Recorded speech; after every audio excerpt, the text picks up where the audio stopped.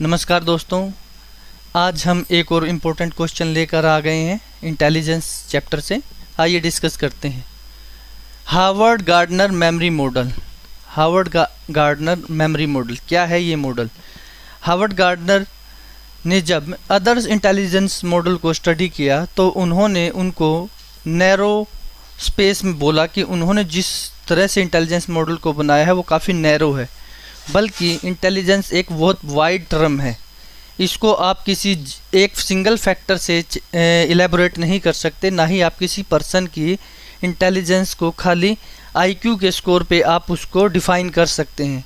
तब उन्होंने कुछ बेसिक क्राइटेरियाज़ को चुना। उन्होंने 7 क्राइटेरियाज़ को लिया और 7 क्राइटेरियाज़ को चेक करने के बाद उन्होंने स्टडी की और उन्होंने 9 टाइप की इंटेलिजेंस को बताया। आइए डिस्कस करते हैं कौन कौन सी वो 9 टाइप की इंटेलिजेंस है। सबसे पहली लिंग्विस्टिक इंटेलिजेंस। ये एक ऐसी इंटेलिजेंस है जो लोग शब्दों का प्रयोग करके अपने आप को प्रॉपरली एक्सप्रेस कर सकते हैं, जैसे पोइट, कवि। ये वे लोग होते हैं जिन लोगों में शब्दों का प्रयोग करने की कला बहुत अच्छी होती है, या फिर हम कहें कि उनकी इंटेलिजेंस बहुत अच्छी होती है शब्दों का प्रयोग करने का। और ये लोग डीप नॉलेज तक गेन करते हैं अपने शब्दों से, और शब्दों से सामने वाले के साथ व्यवहारिक तौर पे मैनिपुलेशन या फिर कहें एप्रिसिएशन पा लेते हैं। ये लोग जिस तरह का करियर चूज़ करते हैं वो करियर रहता है इन लोगों के लिए पोइट्री राइटिंग, ब्लॉगर, ये इस तरह के करियर में ज़्यादा सक्सेसफुल होते हैं। सेकंड टाइप की जो है वो है लॉजिकल मैथमेटिकल इंटेलिजेंस। इस इंटेलिजेंस में जो लोग मैथमेटिक्स से रिलेटेड क्वेश्चनरी या फिर हम कहें problem solving, problem observing, problem analysing, इस तरह का वर्क करने में इंटेलिजेंट होते हैं, उन लोगों में ये इंटेलिजेंस पाई जाती है। ये लोग इस तरह की इंटेलिजेंस में ये मैथमेटिकल एक्सप्रेशन को इजीली अंडरस्टैंड करते हैं, उनके अगेंस्ट में प्रॉपर रिस्पोंड करते हैं और एक रिजल्ट तक पहुंचते हैं जो रिक्वायर होता है। ये high study level IQ level पे भी होता है। पहले दोनों लिंग्विस्टिक इंटेलिजेंस और लॉजिकल मैथमेटिक्स ये स्कूल लेवल इंटेलिजेंस है, जिसमें ज़्यादा फोकस किया जाता है आपके स्कूल ग्रोथ या फिर कहें मेंटल ग्रोथ को एक मैथमेटिकल एक्सप्रेशन वे में, ताकि आप ज़्यादा से ज़्यादा नंबर लेकर आएँ। बेसिक पॉइंट इनका यही है कि स्कूल लेवल में की इंटेलिजेंस में, इसमें जो भी इंटेलिजेंस रिलेटेड है वो आपके स्कूली लेवल से स्टार्ट होती है, जो आपके लाइफ टाइम आपके साथ चलती है, जिससे आपकी calculation, understanding of mathematics increase होती है। थर्ड वन है म्यूज़िकल इंटेलिजेंस। जो लोग म्यूज़िक से बहुत ज़्यादा रिलेट करते हैं अपने आप को, आप देखेंगे कि वो म्यूज़िक की कंपोजिशन को आसानी से समझ पाते हैं, म्यूज़िक का एप्रिसिएशन आसानी से समझ पाते हैं। ये लोग म्यूज़िक के पैटर्न को फील कर सकते हैं, जैसे कि बीथोवन। म्यूज़िकल इंटेलिजेंस रिलेट करती है म्यूज़िक के सभी पैटर्न से, जो म्यूज़िक को कंप्लीट अंडरस्टैंड करने में सपोर्ट करता है। इस तरह के लोग जो करियर चूज़ करते हैं वो होता है म्यूज़िक से रिलेटेड फील्ड टोटली। म्यूज़िक से रिलेटेड इंटेलिजेंस ये लिंग्विस्टिक इंटेलिजेंस के साथ भी इसका काफ़ी तालमेल रहता है। जो लोग म्यूज़िक से रिलेट करते हैं उन लोगों की लिंग्विस्टिक इंटेलिजेंस भी ऑटोमेटिक अच्छी होती है। फोर्थ है बॉडीली काइनेस्थेटिक इंटेलिजेंस। बॉडी के यूज़ से जिस तरह की इंटेलिजेंस इंक्रीज होती है, या जो बॉडी के यूज़ से इंटेलिजेंट पर्सन होते हैं वो होते हैं स्पोर्ट्समैन, प्लेयर या फिर कहें रेसलर।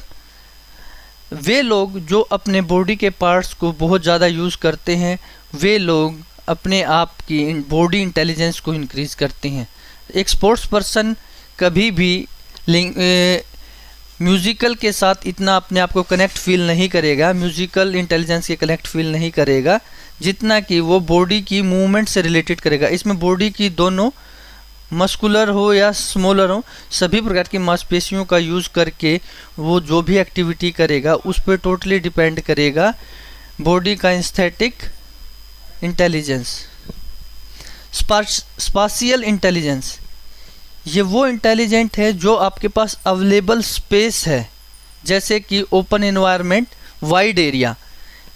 वाइड एरिया स्पेस में लोग प्रेफर करते हैं पायलट या नेविगेटर की प्रोफेशन, और कन्फाइंड एरिया मीन्स आप अपने काम को कितना ज़्यादा स्मॉल लेवल पे भी फाइन तरह से ट्यून करते हैं।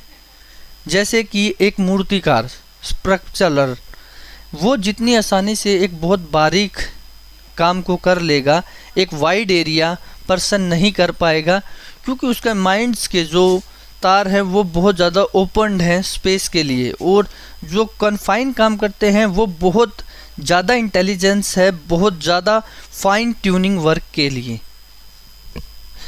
जो थर्ड, फोर्थ और फिफ्थ नंबर की जो इंटेलिजेंस है वो रिलेटेड है एस्थेटिक इंटेलिजेंस से, आर्टिस्टिक इंटेलिजेंस, कि आप अपने आप को किस तरह के आर्ट में इम्प्रूव करते हैं।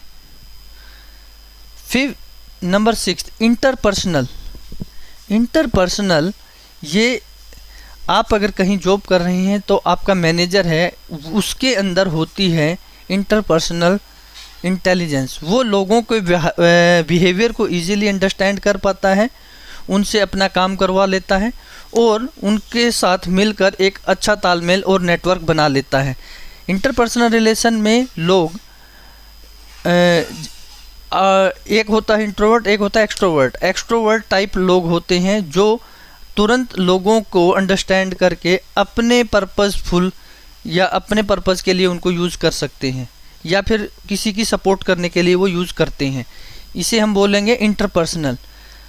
दूसरी है इंट्रापर्सनल में जो लोग, जितने भी फिलोसफर्स हुए हैं वे सभी लोग इंट्रापर्सनल इंटेलिजेंस से रिलेट करते थे। इंट्रापर्सनल मीन्स वो एक तरह से इंट्रोवर्ट थे जो सिर्फ अपने सेल्फ के बारे में हाई लेवल तक पहुंच गए थे, अपनी इंटेलिजेंस को एक्सट्रीम लेवल तक लेकर गए।